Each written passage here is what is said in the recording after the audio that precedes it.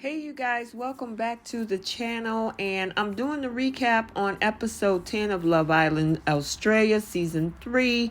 And I want to first start out by apologizing on episode 9, full episode, because I know you probably heard something talking in the background. I forgot that not only does it screen record, but it also voice record anything it picks up, the audio. So I wanted to come out and apologize for that. But I'm glad you guys are enjoying the full episodes. But before we jump into this recap, if you're new here, hit that subscribe button, turn on your notifications. If you like the videos, smash that like button and drop a comment down in the comments section below. So, without further ado, let's talk about these islanders. Okay, let's talk about the main topic in episode 10, which is this whole thing between Mitch, Tina, and Emily. So, Emily should have known something when Mitch wouldn't even take the time to sleep in the bed with her, and excuse the motorcycle in the background. However, that should have been a red flag. When he says, oh, I know I chose you in the recoupling ceremony, but I can't sleep in the same bed to be coupled up with you, nor give you a kiss out of respect for Tina. Emily, if he was 100% with you, that would be a non-issue. So that was definitely a red flag. But she kept trying. She kept trying to see if she could wear him down. He was going to eventually fold, but didn't work. So it got to a point where Mitch was just torn. And it wasn't a good look, especially for him. So, of course, he needed to clean that mess up. So he did, and I'm glad that he did this. He did have a sit-down conversation with Emily in the sleeping quarters, telling her, hey, I know that you're a great girl, and I really like you, and blah, blah, blah, blah, blah, but... And he dropped that bombshell. I think I want to still work it out with Tina. And yeah, I would think she would have knew something was coming, because the guy didn't want to kiss her. The guy didn't want to sleep in the bed with her. And he was just not responding. Even when she was on the bull riding contest thingy, he was like, it wasn't really that exciting. But it was a different reaction when it came to Tina. So, a part of him definitely wanted to be back with Tina. But I guess he wanted to see what the lust part of him was about versus where his actual heart and his emotions was with Tina. So, Emily, after it all said and done, she started crying and, oh, I think you led me on and I felt stupid and I looked crazy. Okay, but hey, it is what it is. But let's talk about Tina. So Tina actually thought she was not going to be chosen in the end, because Tina told Mitch to make a decision. And the other thing, Tina kept talking to other people because she had a conversation with Nicolas, the new guy. And they had a speed date and she was fixing him breakfast, and that wasn't sitting well with Mitch. It got him to feel something.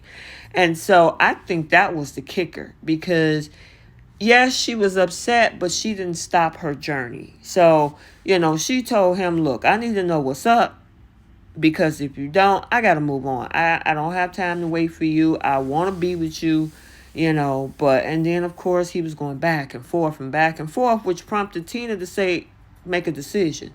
And I'm glad he made a decision. And like he told Emily, this is getting to be too toxic.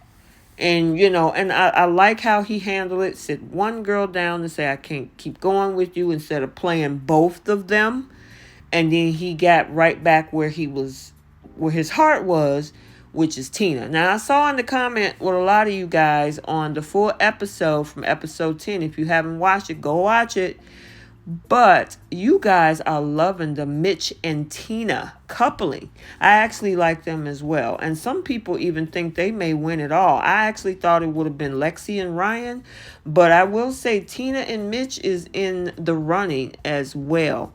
But she was definitely very happy. She was crying. They brought over, as they gave them a surprise little whipped cream and chocolate sauce and looked like a pancake or something. But, they was talking about how much they miss each other and sleep in the bed. And he definitely went in for some kisses with Tina. So there's no question there. There is no question whatsoever. Tina is his girl. Again, though, it's still early. This is just episode 10. So we still got Casa more. Hopefully nothing break the two of the two of them up. But I'm absolutely loving Tina and Mitch. Let's get back to Emily, because she, after having a little pep talk in the mirror to give herself a boost of confidence, she decided to track down Taku. Now, I found this conversation very superficial because, for the most part, she had been raving over Mitch. Now that Mitch is off her radar back with Tina, she goes and track down Taku, letting him know that it's always been you and you were my first choice. And, the thing is, I've always thought I was thinking of you, and I'm like, girl, yes, first of all, it sounds fake as F. And I don't believe anything of it. I just don't. I mean, and you can tell by Taku response and his facial expressions, he was like, what are you on? Because you were all into Mitch, and now that Mitch is off the radar, now you singing me a whole different story about how I was your number one.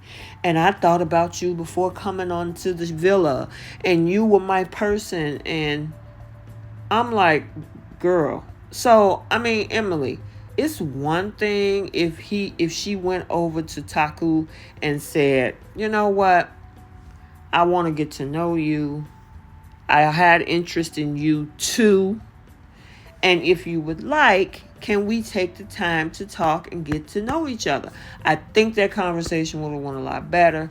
Taku might have been a lot more responsive and not looked at her as if she was speaking a whole nother language, because, I mean, honestly, it was disingenuous at best. She's trying to figure out a way to lock somebody in and just buttering them up, buttering them up to make them feel like, oh my God, you were my person.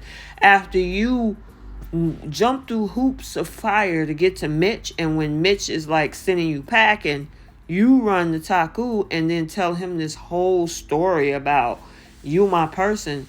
It's just not a good look. And I did read some of the comments. Some of y'all want her to go home. So we'll definitely see, because there's a double dumping tonight.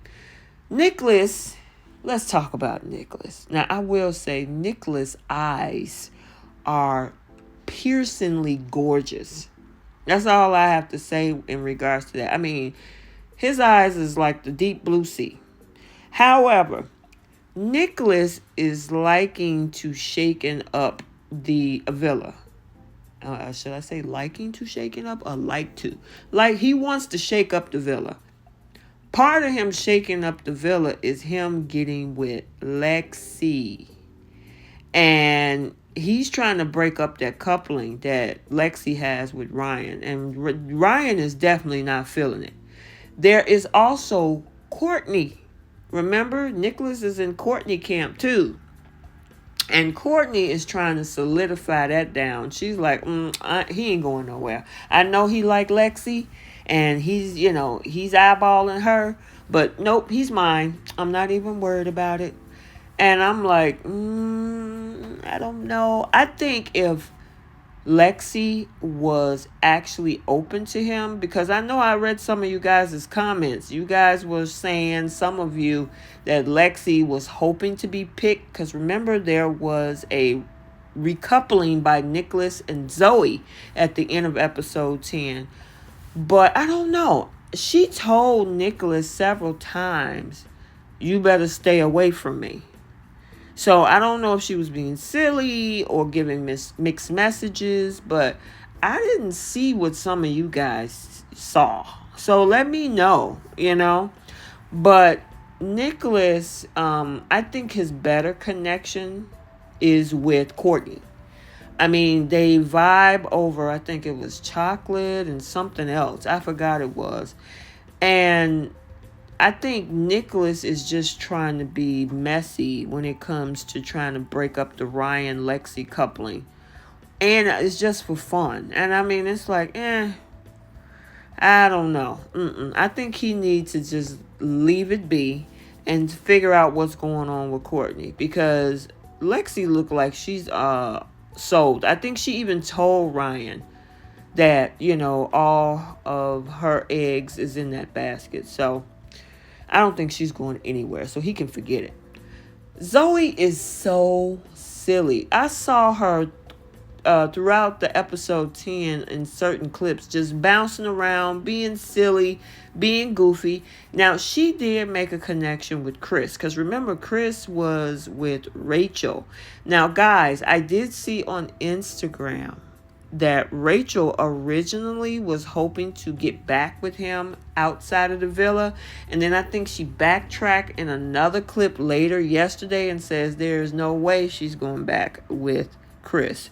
So, and it's probably because she watched this episode with Zoe, plus the fact that the other Islanders were cheering Zoe and Chris on. So she's definitely feeling some kind of way about that. Anywho, back to Zoe.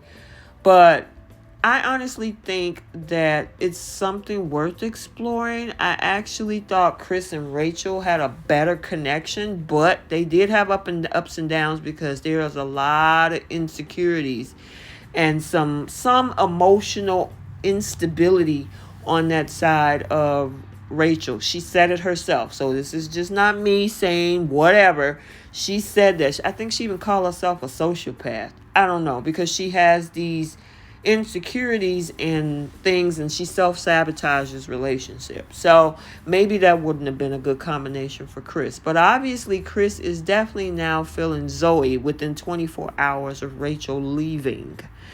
I think she's cute. She's bubbly. She definitely got a bubbly personality. I don't know what zodiac sign Chris is, but I think Zoe says she's a Sagittarius.